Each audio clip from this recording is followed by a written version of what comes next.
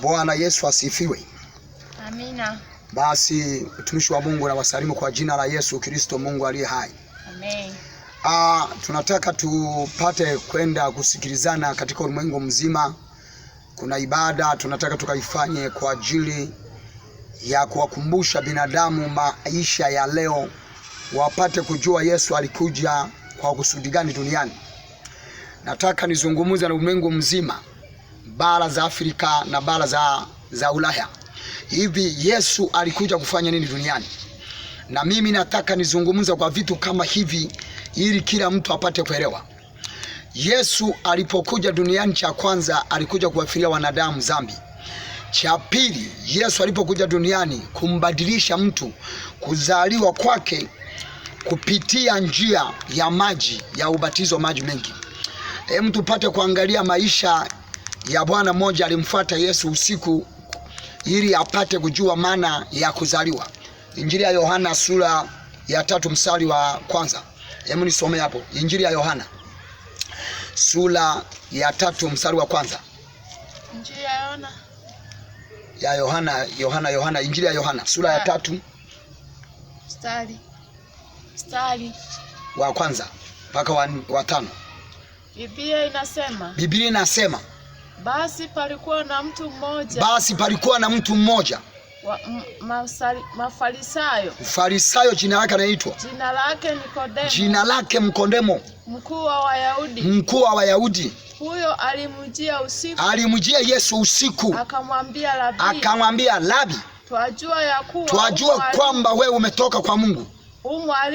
Mwalimu umetoka kwa Mungu. Kwa maana hakuna mtu awezaye. Kwa maana twajua hamuna mtu awezaye kuzifanya ishara hizi uzifanyazo wewe, usipokuwa Mungu yu pamoja nawe. Sawa kabisa. 3. Yesu4.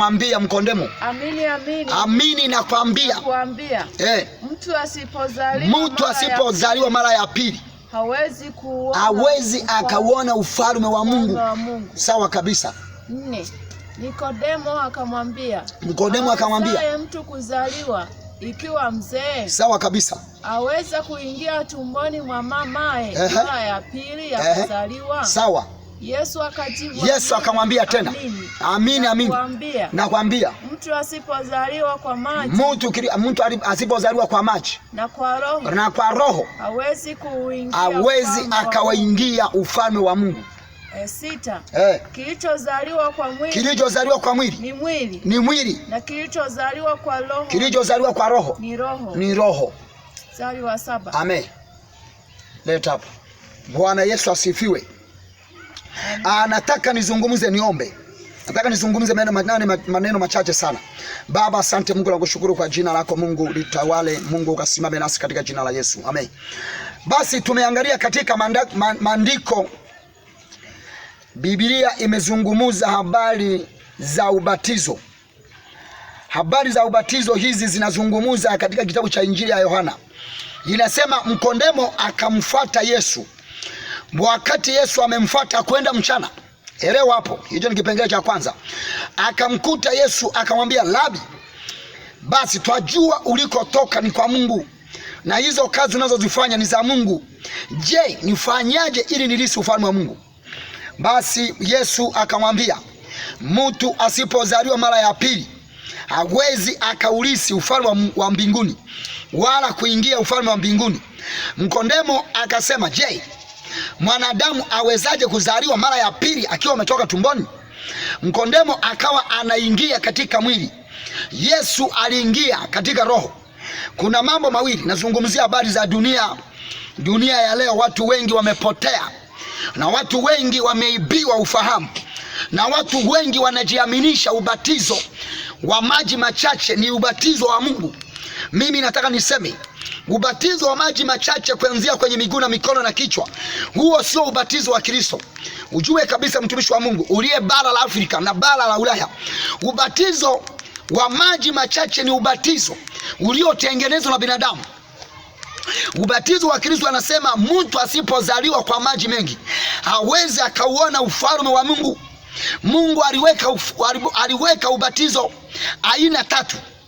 Ubatizo wa Yesu aliouweka hitimisho la kwanza, alitengeneza ubatizo mara 2. Ubatizo wa kwanza ni wa Yohana aliobatizwa kwa maji ya kawaida katika mto Yordani, lakini ubatizo wa Yesu uliokuja akaweka ubatizo kwa maji mengi, alafu wambatanisho na Roho Mtakatifu. Tunaangalia ubatizo wa binadamu ni ule anaobatizwa mwanadamu kwa maji machache. Ule ni ubatizo katika ulioanzishwa na binadamu duniani. Walibatiza mfalme mmoja kwa maji machache, ndipo wakaufata mkumbo wa kubatiza maji machache. Mimi nataka niseme hivi, kama Mungu alikataa mwanadamu yoyote hataweza kuingia mbinguni bila kubatizwa maji mengi, je, mwanadamu ataingiaje kama Mungu alikataa? Na Mungu ndio mwenye mbingu, na Mungu ndio akasema yeye, mtu asiponifuata hawezi akaona katika mbingu, na mtu asipoingizwa kwenye maji hawezi akaniona. Maana yake ni nini? Tunaenda kuangalia kipengele cha mwisho. Kipengele cha kubatizwa ni jambo la upatanisho, wewe na Mungu, wewe na Yesu. Tukiangalia kitabu cha Marko inazungumza katika 16, inasema, maandiko hadharani inasema, nendeni ulimwenguni mote mkahubiri Injili kwa kila kiumbe. Biblia inasema aminiaye atabatizwa na kuokoka, asiamini amekwisha kuhukumiwa. Biblia inaposema ni wazi hivi, mtu nendeni, akasema nendeni ulimwengu mkawahubiri wote, na mtu atakayekubali kubatizwa atapata kuokoka. Maana kuokoka ni nini? Ni kubadilisha mfumo uliokuwa nao. Kuokoka kwingine ni kumkiri Yesu aliyekuumba.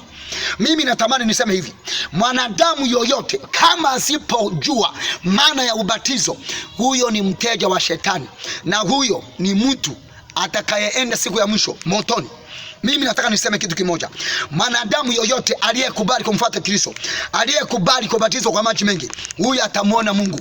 Kama mtu amekubali kubatizwa maji machache, maji ya kwenye mabakuri, maji ya kwenye masifuria, huyo mbingu ni vigumu kuiona. Na baadhi ya watu wengi wamefunikwa kitambaa. Na ndio maana ukienda kwenye dini zingine, watu wanaingia kanisani kwa mfumo kuhubiri, kwa mifumo ya mafundisho yao. Wao ndio wanaokaa na Biblia madhabahuni, lakini mshirika anazuiliwa kuingia na kielelezo chochote ili asifahamu maneno yaliyomo ndani. Na haya maandiko niliyoyasoma kwenye dini sehemu zingine hawawezi kuyafundisha, kwa sababu wanajua mwanadamu kumuhimu kwake ni kubatizwa ni maji mengi. Bwana Yesu asifiwe. Mimi natamani nikwambie kitu kimoja. Maisha mwanadamu, cha kwanza kama akitaka kuwa Mkristo katika kweli na roho, cha kwanza lazima aokoke. Cha pili lazima abatizwe. Na mwanadamu asipobatizwa, huyo ni marehemu. Huyo anatembea ngari ya kifa, lakini ajijui. Na mimi nataka nikwambie, ubatizo ni uambatanisho wa yeye na Yesu. Ndio maana Yesu akaleta mikate ya uambatanisho. Wakati mtu anapomaliza kubatizwa, lazima apewe meza ya Bwana. Meza ya Bwana ni kula mwili wa Kristo, ni kunywa damu ya Yesu Kristo. Leo tunatamka jina la Yesu. Yesu hatumwoni katika macho, lakini anaonekana katika ulimwengu wa roho. Na ndio maana tunaposema mtu aliyezaliwa kwa maji, Mungu akamwambia Nikodemo, kitu kilichozaliwa kwa mwili ni mwili, kitu kilichozaliwa kwa roho ni roho. Na ndio maana mwanadamu asipokuwa mtu wa kujieleza na kujua ufahamu mimi niko wapi, huyo ni mtu aliyepotea. Kuna viongozi wapo waliopoteza washirika, wapo wanaowaambia washirika wasielewe mambo haya. Na ndio maana watu wengi wamejikita kwenye mafundisho ya mafanikio tu. Hawawafundishi hivi mwongozo wa kubatizwa na mwongozo maana ya kubatizwa ngozaliwa. Watu wanabaki tu kuambia bana, wewe ukija kanisani itakuwa ni hivyo, siku ya mwisho utaenda mbinguni. Haiwezekani. Lazima tufuate msingi wa Kristo. Yesu alisema msingi wa kwanza mtu lazima aokoke, ndio msingi wa kwanza. Msingi wa pili lazima abatizwe. Tena ni maji mengi, sio maji ya kwenye makuri. Mnapojua nyinyi binadamu wa duniani, binadamu amejenga msingi, yuko tayari kumbatiza maji ya kwenye ndoo. Hayasaidii kubatizwa kulowekwa kwenye maji kuzamishwa. Manake ni kuacha mwili ule wa kimwili wa kawaida, unauacha kwenye maji, unaibuka na mwili wa roho pamoja na mwili wa udongo ulioumbiwa nao. Na ndio maana mtu lazima asibatizwa. Akibatizwa kwa maji mengi, anabadilika kiroho, anabadilika maisha yake, anakuwa mtu mwingine. Bwana Yesu asifiwe. Mungu wa Israeli, kama unanisikia mahali uliko, anza kupambanua maana ya kubatizwa, maana ya kuzaliwa. Na ndio maana tukiangalia madhehebu mbalimbali, kuna baadhi ya watu wanaojua ubatizo, kuna baadhi wengine maana ubatizo hawaelewi, kwa sababu wamefunikwa, wamefichwa nyuma ya pasia, hawaelewi unakoenda. Na ndio maana dhambi, mtu asiyobatizwa na mtu asiyojua maana ubatizo hawezi akaachana na dhambi. Lazima, ndio maana wengine wanafikia pona ingia mbali, wanasema kunywa kidogo sio dhambi, kwa sababu hawaelewi maana ubatizo. Mtu anapobatizwa anaacha dhambi, anaiacha kwenye maji, anaamua kuibuka mwili mwingine, tayari anakuwa ni mtu akokopa dhambi, anabadilika, anakuwa kiumbe cha kiroho kilichotengenezwa na Kristo ndani yake. Na ndio maana mwanadamu yoyote anapokuwa amebadilishwa katika ubatizo na kumwamini Kristo, lazima maisha yake yabadilike.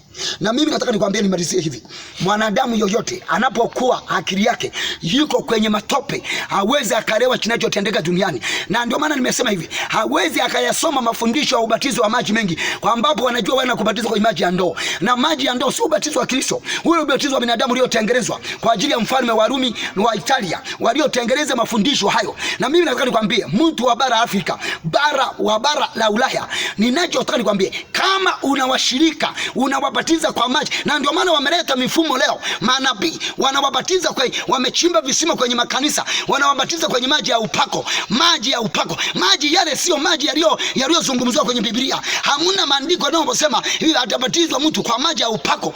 Maji yaliyosemelewa ni maji ya mitoni, au maji ya kwenye mabawa, au maji ya baharini, ndipo mtu atabatizwa kwa maji kama hayo. Na mimi nasema hivi, Mungu wa mbinguni akubariki. Nenda ukang'amke, nenda ukajue mahali ulipoanguka, nenda ukajue mahali usipojua, ili upate kufahamu hivi siku ya mwisho utaingiaje kama hujabatizwa, utaingiaje kama bado hujazaliwa. Mwanadamu anapozaliwa mara ya pili, anazaliwa anabadilishwa kimwili, anakuwa anaingizwa ndani yake, anakuwa mtu wa kupambanua na kuelewa. Na ndio maana mtu anapozaliwa mara ya pili anakuwa ni mtu aliyekamilika kiroho, ni mtu aliyeachana na dhambi, ni mtu wa kukimbia dhambi, ni mtu aliye karibu na Yesu. Maana ndio maana anasema Yesu, akiniamini tayari atapata kuokoka. Kuokoka ni kubadilisha mfumo uliokuwa nao kwenda kwenye mfumo wa kiroho. Maana ndio maana wengine kuokoka ni nini? Kuokoka ni kubadilika, ni kuacha mfumo uliokuwa nao. Ulikuwa mchawi, unaacha uchawi. Ulikuwa mganga, unaacha mganga. Ulikuwa mlevi, unaacha ulevi. Ndiyo maana ya kuokoka, ni kubadilisha mfumo